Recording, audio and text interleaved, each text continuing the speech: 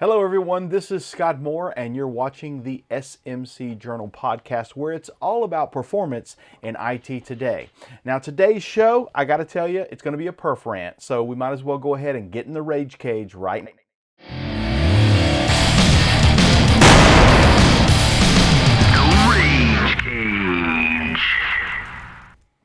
So here is a dirty little secret that not even Google wants you to know. Not every company has to be Google. Not everybody has to do everything that they do. Not everybody has to do everything Microsoft or Facebook or Apple tells you to do. Not everybody has to be an SRE or an SDET to be successful, or do agile development versus waterfall to be successful in business or competitive. Disagree with me? Fine. You can contact me after the show. I'll tell you how to get in touch with me.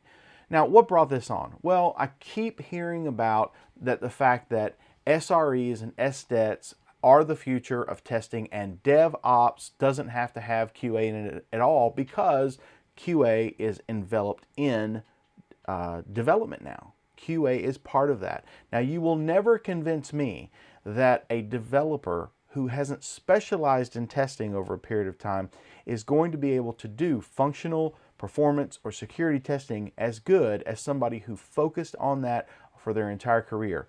I've focused on performance engineering and performance testing, so I've met a lot of developers and a lot of projects. I'm surprised that they don't know more about performance than they do. Now, there are exceptions to the rules, and there are great SDETs and SREs out there, but for many, many years, that hasn't been the case for me. That hasn't been my experience going to companies. We have titles that say SDET and SREs, but I don't necessarily see it in practice the way it was originally intended by these companies. And that's what I want to dive into today. Because in a previous episode, you saw me talking to James Pulley where he referenced an article that I wrote in 2017 called, "Do You Need an SDET or Do You Need a SEAL?" This is available on LinkedIn, and I'll provide the links to the article in the show notes on smcjournal.com. However, this was written because I had just had some conversations with people about an SDET, what it was, and also about SREs and what they are. I did some research on it, and this person I was talking to was like, we don't need performance engineers anymore. We don't need performance testers. We're SDETs. We can handle all that because we can test and we're in development. And we can write code as good as the developers, but we can also test it too. Then we got to drilling down into what they actually tested. It was code only, and there was no back-end infrastructure there. And I talked to SREs, and while they're great at automating things and deploying things and handling your operations, they didn't necessarily think about some of the things a performance engineer would think about separate from their everyday find it and fix it mentality. So let's talk about that for a minute. The SDET started with Microsoft, a software development engineer in test. It was mentioned in a book. I've got it referenced in this article. It's called How We Test Software at Microsoft. Get a copy of it, read it for yourself.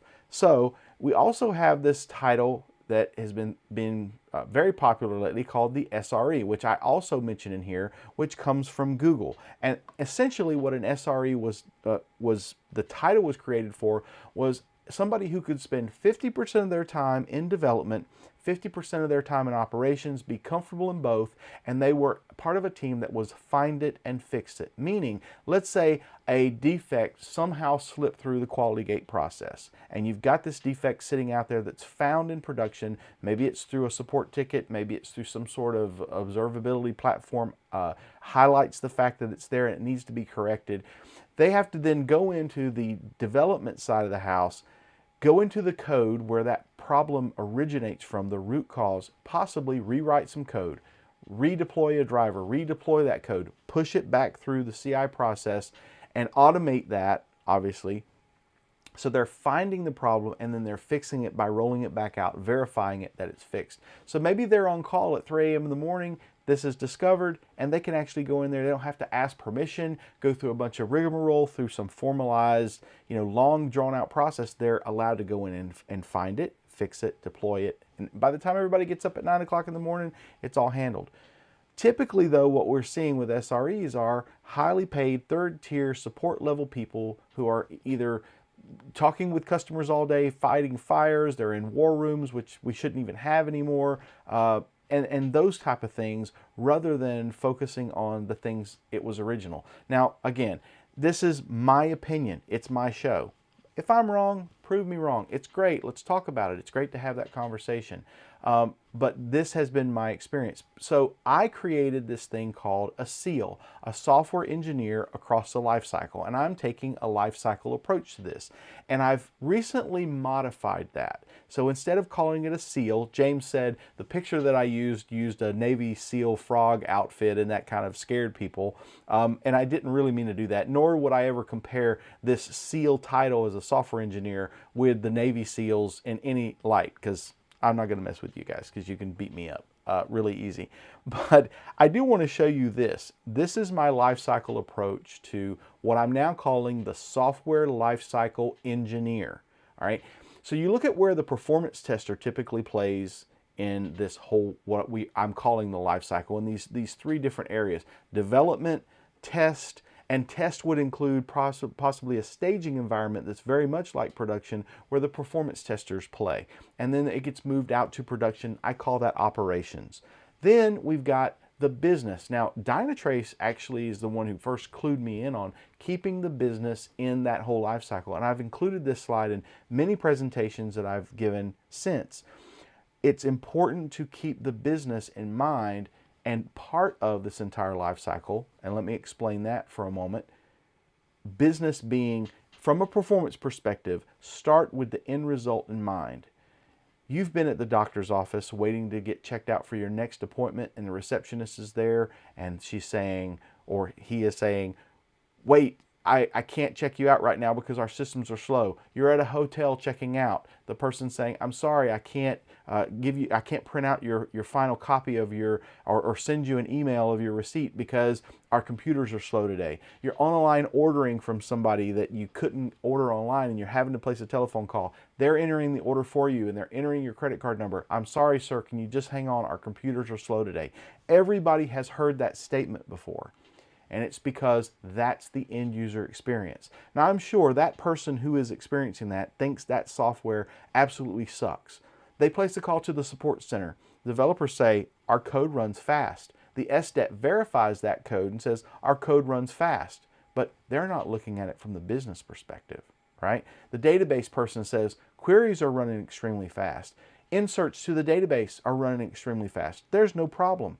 Network people say, we've got enough bandwidth, we can host a whole country. We've bought so much bandwidth, we've got huge pipes. But that end user still is experiencing that. What that could be is a bad Wi-Fi router that they're using instead of going hardwired for that computer in that office. And you don't know that unless you're monitoring the right things. But see, from my experience, the SDET nor the SRE fully encompasses that life cycle. Maybe you are the exception to the rule. Maybe your company is the exception to the rule. But I've been in probably hundreds of clients now where I've seen this pattern. So down at the bottom, we do have a wider scope when we talk about DevOps, where the SREs do play a role in development and operations. But again, keep in mind, if originally you were an SRE and spending too much of your time in development fixing things, or you were spending too much of your time in operations in these firefighting mode, you were moved into a different section. In other words, you were either going to be in operations or either in development, wherever you spend the majority of your time. It had to be a 50-50 split. I don't see that happening in most organizations today that I've experienced. So maybe it's just my experience. But that's why I propose this software lifecycle engineer that goes across all of the lifecycle and can talk to the developers in their part to play in here, can actually talk to the performance engineers, performance testers, as they test both maybe at an API level and at the integrated level. And then they can also talk to operations when there's a performance problem there. In other words, they are there. If we were talking about SAFe, they would be a member of the system team.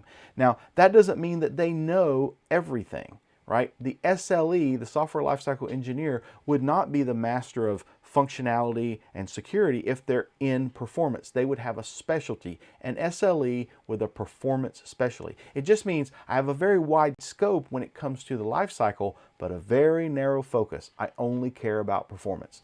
I think that's me. I think that's what I would call myself. On the other hand, could you have an SLE with another focus? Absolutely. I have friends who do the same thing with security, and they can help you in any area that you find yourself in this life cycle of a product from birth to death. But they only care about security. And same thing with functional and functional automation. So that's just me. What do you think? Am I right? Am I wrong? I really feel like specialization is really the key when you want precision. And if you look at how things are in the real world, you go to a doctor. Yes, I go to a general practitioner when I've got a sore throat, cold, flu, but I'm not going to go to my general practitioner if I've found myself with a rare disease where there's a tumor in a weird place, and I need a specialist who has done that specific operation 10,000 times and is very comfortable doing something. So when I want precision, I go for specialist. When I don't need precision, I go for generalist. So maybe an SRE or something where you're just a general tester is good enough for your company if you don't need that precision. But if you are on the front lines trying to be a market leader and you need that precision, you probably are going to need a performance engineer that's that SLE who can help you all the way through deploying that app. So prove me wrong. You can reach me anytime by going to scottmoore.consulting. That's my website. You can also get to me on LinkedIn. I'm very active, so that's my profile, and my Twitter handle is LoadTester. What do you think about this content? Have you subscribed to the YouTube channel? If you like this, how about subscribing and give me a like? And give me feedback. You can also have a conversation with me. You can actually write to me at help@scottmoore.consulting. So that's today's show. I'd like to know what your feedback is. Did you know that Load Runner Solutions have the largest community of practitioners? You can join that community at community.microfocus.com, and we have a link in our show notes to that community. We're also sponsored by Keysight Technologies, makers of Eggplant software and Eggplant Performance, which is another performance testing tool that you should take a look at. So thank you so much for supporting the performance testing community. I'd also like to give a shout out to my friends at Haymaker Coffee Company, and we've got some announcements very soon about a special blend of Haymaker coffee that you're going to want to know about. So until next time, this is Scott Moore for the SMC Journal podcast. Bye-bye.